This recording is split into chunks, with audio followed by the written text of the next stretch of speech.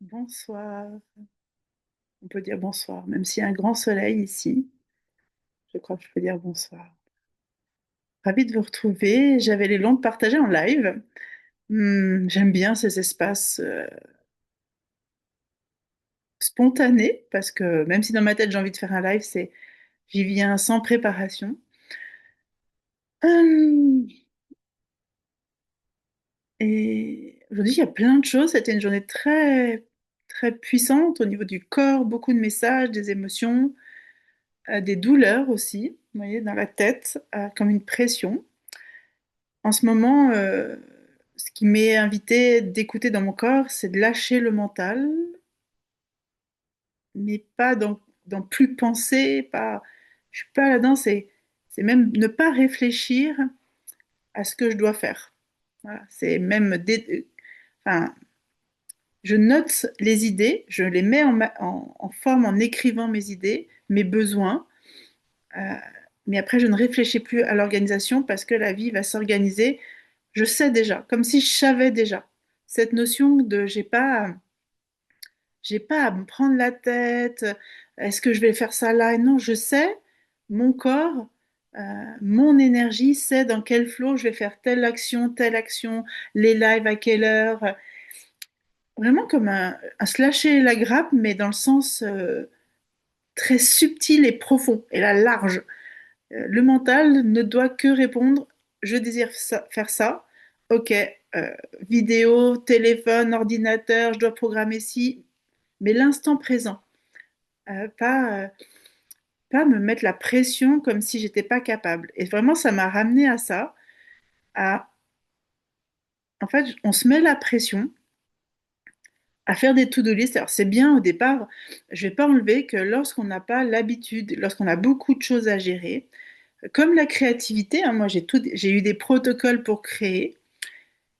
Au début, ça aide à structurer, ça donne des habitudes, hein, c'est comme apprendre à lire, à faire une nouvelle chose. On va d'abord mettre des protocoles pour faire de la répétition, et cette répétition, elle va s'intégrer. Et il y a un moment, comme parler, aujourd'hui, on ne réfléchit pas, ah, je dois dire ce mot-là. Alors ça, on peut le vivre quand on apprend une nouvelle langue, hein. Moi, en ce moment, je suis en train de replonger dans mon italien.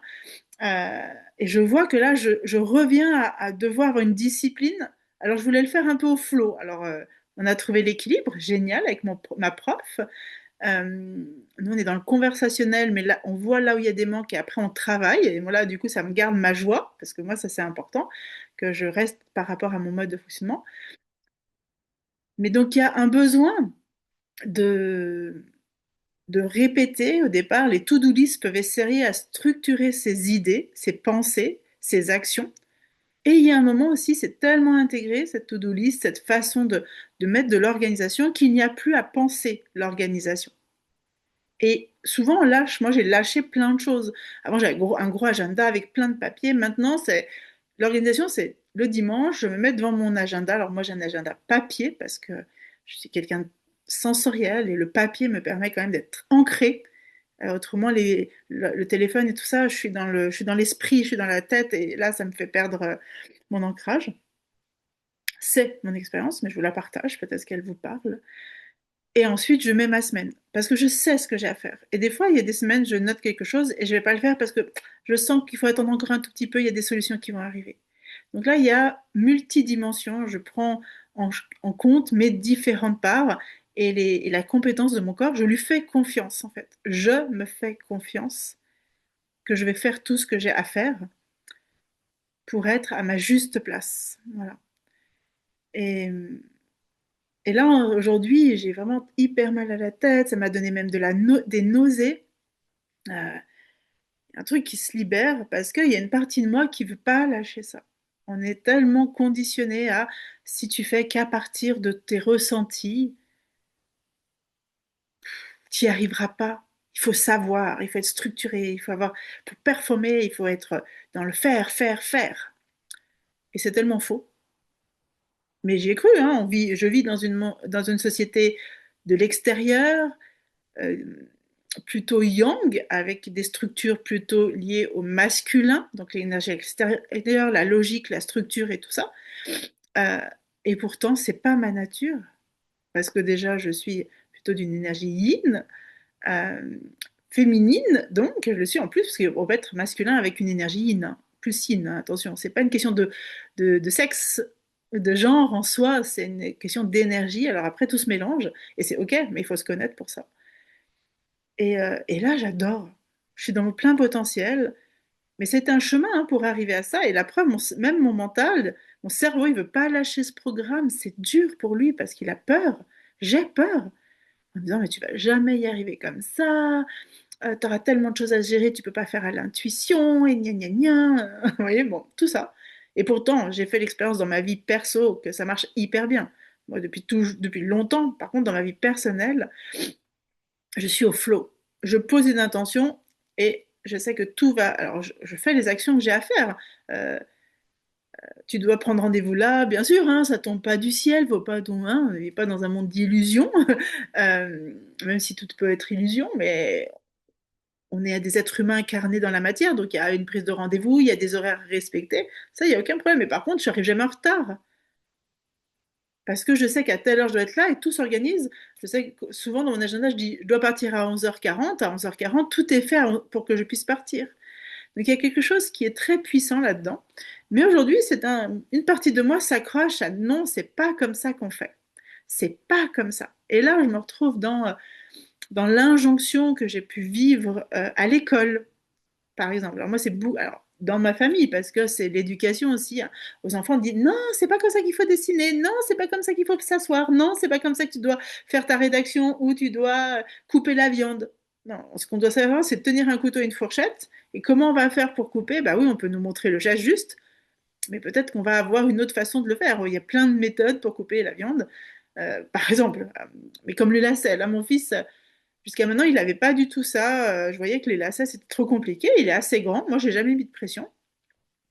Et puis, il y a plein de méthodes. Donc, moi, je lui ai montré ma méthode. Ma maman lui a montré la méthode. Euh, il y a plusieurs personnes qui lui ont montré cette méthode. C'est leur méthode. Et en fait, il a choisi celle qui était la meilleure pour lui. Voilà. Et il a fait les lacets. Alors, je lui ai montré le matin. Le soir, il savait faire les lacets. Voilà. Mais ce que je veux dire, c'est qu'en fait, il y a un endroit en nous qui sait déjà. Mais on nous a dit qu'on ne savait pas. Et là où aujourd'hui, avec le recul, euh, je vois quelque chose de pas juste, c'est que au lieu d'accompagner l'enfant dans ce qu'il est, à développer aussi sa corporalité, parce que par contre, on ne montre pas comment faire. Je vois beaucoup de parents qui attendent, oui, ben, il sait pas faire, il sait pas ranger sa chambre, il sait pas faire ses lacets, alors qu'il devrait à cet âge-là savoir faire. Mais en fait, on n'a jamais pris le temps de montrer les étapes. Hein. C'est comme, je reviens à la lecture, avant de savoir lire, on doit reconnaître les lettres. On doit voir que les lettres vont ensemble et font des mots. On doit reconnaître les mots qui ont été faits ou été écrits. Et ensuite, on va arriver à lire. Et moi, j'ai été une maman qui a vénéré, parce que moi, je suis pas une maman qui aime répéter beaucoup. Je dis souvent, j'ai été une mère, je suis une mère feignante, à l'image des êtres humains. Mais dans la réalité, je suis pas feignante. L'engagement que j'ai en tant que mère, c'est pas du tout, c'est très courageux parfois, c'est beaucoup dans le cœur, et ça demande du courage. Mais moi, j'ai adoré découvrir tout le monde de l'organisation, de Montessori, des plannings pour accompagner les enfants, tout le monde des enfants avec des atypies, euh, par exemple, quand il y a des TDAH ou des spectres de l'autisme, en fait, il y a des sites où il y a plein de matériel, il y a des gens qui ont créé plein de structures pour que l'enfant puisse avoir des repères pour pouvoir se référer. Et en plus, il est très autonome, l'enfant adore ça. Nous aimons tous être autonomes, nous aimons notre liberté. Et donc, ça, c'est important. Le comment faire corporel pour développer sa motricité, les compétences physiologiques du corps, pas biologiques parce que ça c'est autonome, mais physiologiques, le faire, les mouvements comme marcher, voilà, tout ça. Hein, d'où la motricité libre, par exemple, pour laisser l'enfant sentir tous ses muscles et développer toute sa musculature et les structures pour pouvoir être dans sa force. Ça, c'est important. Par contre, comment il va faire après avec ce qu'il sait faire, le format qu'il va en faire, ça, en fait, on n'a rien à dire. Euh, parce que l'enfant va être unique. Voilà. Moi, je suis contente de savoir lire, écrire, euh, parce que je vais pouvoir parler avec vous. Je suis contente de savoir utiliser une caméra, parce que je savais lire, écrire, j'ai su utiliser une caméra, parce que j'ai lu la notice, et ainsi de suite. Mais après, qu'est-ce que je vais mettre dedans? C'est mon truc à moi. Comment dans l'organisation je l'utilise, c'est mon truc à moi, je suis dans mon flow. Et en plus, ce flow, il a justement pas toujours besoin de rationnel. Ça va être intuitif. Comme le chasseur a été intuitif de sentir qu'il peut y avoir un animal qui va l'attaquer, on peut avoir cet instinct, et là on revient à l'instinct, de se dire waouh, je sais que c'est à ce moment-là que je dois faire ça. Alors peut-être dans le rationnel, dans la structure, on va dire mais c'est pas le moment. Ouais, mais là j'ai l'élan de le faire et je sens que c'est le bon moment. Et moi j'ai fait souvent l'expérience de quand je fais ça, ou comme acheter un truc, je me dis, mais pourquoi? Alors, moi, je suis quelqu'un avec les achats, je suis pas du tout radine, pas du tout, mais je suis quelqu'un qui n'aime pas consommer pour consommer. J'aime pas accumuler les choses et tout ça. Mais quand j'ai le désir d'acheter quelque chose, je me dis pas, ah ouais, mais c'est pas bien, tu devrais pas. Je l'achète. Et des fois, je me dis, mais pourquoi je vais en avoir besoin? Et quelques temps après, eh ben, c'est exactement ce que j'ai besoin. Donc là, c'est l'intuition, c'est l'instinct, c'est la partie non visible de notre intelligence organisationnelle, de la vivance, on sent qu'il y a des choses dont on a besoin. Et c'est vrai que c'est très challengeant parce qu'aujourd'hui, on a tellement d'informations. Mais je trouve ça puissant de vous le partager, que vous entendiez que votre corps est capable de vous créer une organisation si vous avez les bonnes armes. Et moi, j'appelle ça les armes dans le sens, vous avez bien nourri votre physiologie corporelle, intellectuelle aussi pour comprendre un peu ce que vous faites. Parce on peut faire à l'instinct, mais quand on comprend, c'est c'est- c'est plus puissant. C'est comme moi je vois les peintres ou les chanteurs. Il y en a qui ont des très belles voix naturelles, mais quand ils vont le travailler avec des techniques qui vont améliorer la posture vocale, bah là, ça devient aussi des grands chanteurs. Faut pas croire que Céline Dion, elle n'a jamais travaillé sa voix. Elle a une magnifique voix de base et elle l'a travaillé, ce qui a fait toute sa densité. C'est pour ça qu'aujourd'hui, on se bat pour avoir un billet pour aller voir ce Céline Dion. Il y a quelque chose de plus divin, de plus grand que juste une compétence. Il y a un état d'être. Euh, voilà. Donc, je suis partie un peu là-dedans parce que je trouve que c'est intéressant de voir plus large, pas juste ce format. Et notre corps, ben, quand il est dans le flow, et moi, mon corps, mon cerveau aujourd'hui, il n'a pas envie. Je sens, ça fait quelques temps dans mon business où il y a des endroits. Alors, dans ma vie personnelle, c'est assez aligné. Je suis même dans le côté un peu plus réflexion. Quand je sens un truc, j'y vais, je dis non et tout ça. Ou je dis un grand oui, c'est des oui et des non sacrés, comme on peut dire. Mais dans mon business, il y avait encore un truc très pragmatique qui me libère pas de ma créativité, qui me dit c'est comme ça que c'est bien, c'est comme ça qu'il faut faire, Stéphanie. Et donc là, je retrouve le côté très scolaire. Euh, Parce que moi, j'étais une enfant créative, kinesthésique et intelligente. J'avais les compétences nécessaires pour réussir à l'école, mais comme à l'école, il n'y avait qu'un seul format, j'étais coincée. Et on me disait, c'est pas comme ça. Ce qui m'a créé des phobies. Par exemple, écrire est devenu une sorte de phobie sur laquelle je travaille. Euh, Ce n'est pas aussi mon outil le plus simple, hein, écrire. Moi, j'aime écrire, mais ça me fatigue. C'est plus facile pour moi de parler. Donc, merci les nouvelles technologies parce que maintenant, je peux parler et ça s'écrit automatiquement. Voilà. Mais ma motricité, je l'ai développée autrement avec mon métier, par le fait que je sois une artiste. Vous voyez, moi, j'avais peut-être pas besoin d'apprendre à être parfaite en écriture. Je suis pas écrire à la main, c'était pas mon truc. Par contre, parler, c'est mon truc. Euh, donc maintenant, il y a des moyens pour transcrire et je suis tellement contente de ça parce que je peux aussi fournir des formats écrits pour les gens qui arrivent mieux à lire, qui sont plus visuels que auditifs, par exemple. Voilà. Moi, j'adore avoir conscience de tous ces aspects et comment on peut, grâce aux technologies aujourd'hui, répondre. Moi, mon message, j'ai envie de le transmettre, c'est vraiment quelque chose, une vision c'est que tout ce que je vais créer, j'aimerais qu'ils aient multi-supports pour que ça réponde aux multi-besoins des gens qui vont venir vers moi. Uniques, parce qu'ils auront des besoins uniques. Il y en a qui sont auditifs, kinesthésiques, il y en a qui sont visuels, kinesthésiques, il y en a qui sont rationnels, auditifs. Enfin, il y a tout. Voilà. Je vous donne des exemples, mais c'est plus complexe que ça. Voilà. Donc aujourd'hui, revenir à mon corps et entendre, je reviens au centre, là je me suis un peu... Non, non, live, je suis là pour partager cette conscience avec le corps. Euh, Aujourd'hui, mon corps, il voulait pas lâcher. il était dans mon cerveau, là, ça se détend, là, parce que j'ai pu échanger. J'ai eu mon super coaching avec ma mentor, Laura Nathalie. Et on a pu poser des choses, reparler à l'être, aligner des choses, libérer aussi.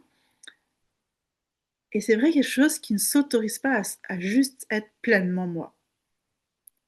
Il faut au regard des autres, et on est dans une phase un peu... Alors, moi, je suis pas touchée par le regard des autres, mais il y a quand même une part de moi qui essaye de convenir. Voilà. Parce qu'on m'a appris que je devais être convenable. Parce qu'on m'a appris que je devais satisfaire les autorités ou les adultes. Et je garde une petite partie de moi enfant. Et c'est ok, je l'aime et je la dorlote aujourd'hui. Et je vais la dorloter encore. Je suis ma figure d'attachement, donc moi je prends soin en pleine conscience de cette part petite. Comme je le fais pour mes enfants. Je me l'offre à moi parce que moi je ne l'ai pas eu. Mes enfants ont... Je ne suis pas une mère parfaite, hein, je respecte, je suis des fois épuisée, je ne m'occupe pas tout le temps d'eux quand j'en peux plus. Voilà, je ne suis pas une mère tirée à quatre épingles, mais par contre, dans la présence, je pense que j'apporte une vraie présence et une vraie liberté que moi, je n'ai pas eu. Donc, je m'offre à moi ça. Mais il y a une partie qui dit non, mais non, plus pour le business, pour gagner de l'argent, c'est hyper pragmatique, tu dois faire ça. Et je peux vous dire que ça fait quelques mois que ça travaille là-dessus, hein. Pouh, et ça ne s'arrête pas. Mais en fait, c'est pas une question d'argent, jamais. C'est une question de quels sont mes propres blocages et mes propres jugements sur moi-même. Parce que c'est pas l'autre. Bien sûr, on trouvera toujours des gens qui vont valider ce que je crois être bien. Mais moi, c'est pas ça qui est vivant. C'est pas ça. J'ai pas de joie à le faire dans comme tout le monde, ou dans il faut, je dois, mais dans j'ai envie, je désire. Je jouis de faire comme ça.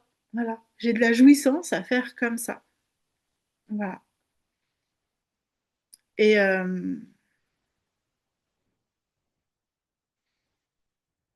Et c'est quand même challengeant parce que je vois que derrière, il y a des choses très subtiles. Et c'est très beau dans le groupe quand j'ai partagé, moi, ce qui était difficile pour moi. En tout cas, là où j'arrivais pas à voir un effet miroir, où j'arrivais pas à toucher du doigt certains blocages. Euh, Laura, elle m'a parlé de l'intimité. Et moi, l'intimité, c'était encore quelque chose d'extérieur, parler plus de moi, parler... Non, c'était parler plus finement de moi, plus en profondeur de moi. Euh, Et c'est là toute la dimension magique, pour moi, de la pleine conscience de soi. C'est que c'est pas à l'extérieur que ça compte. Parce que ce n'est qu'une illusion qui va changer demain matin. Ou qui change à chaque seconde. Il y a des choses concrètes, il y a la sécurité de notre corps, là où on habite et tout, mais en même temps, ça peut changer tout le temps. La seule chose qui est permanente dans cette impermanence de la vie, c'est nous. C'est moi et moi. Et moi, j'adore, c'est ça que je vous transmets dans tous mes espaces, c'est d'aller découvrir, comprendre, écouter, mettre en pratique, trouver une discipline qui vous aide à être à l'écoute de cette... comme si vous étiez l'orfèvre de votre propre vie, comme le, celui qui... Ah, mais j'ai pas du mot. Qui règle les notes du piano, d'un violon, des cordes du violon, à l'oreille. Mais j'écoute à l'intérieur. Et quand comme ça, dans mon corps, il y a des douleurs, il y a des blocages, je vois que mon énergie, je suis séchée, hein. Ça me demande un effort de me lever, parce que ça touche des programmes très profonds de mon corps, de mon identité et de ma psyché. Je me reprogramme, ben je prends le temps et c'est ok d'écouter ça. Donc oser être, ce n'est pas que à l'extérieur. L'extérieur, c'est la finalité. C'est aller de plus en plus en profondeur. Bien sûr, tout le monde, ça ne parle pas à tout le monde, hein. Vous écoutez peut-être ça et puis vous allez prendre des miettes de ce que je vous dis. Et c'est tellement beau de co-créer ensemble. La vie, elle a tellement cette richesse, elle est tellement à découvrir. La tristesse de notre société, c'est qu'on nous fait croire qu'on a tout découvert, qu'on est au maximum de notre société. Mais non, l'extérieur n'est qu'un tout petit morceau de ce qu'on a découvert de nous-mêmes. L'être humain, son cerveau, ses compétences, on les connaît. La science est de plus en plus en train de les révéler. mais il y a peu de gens qui l'ont encore pleinement intégré dans leur incarnation. Voilà.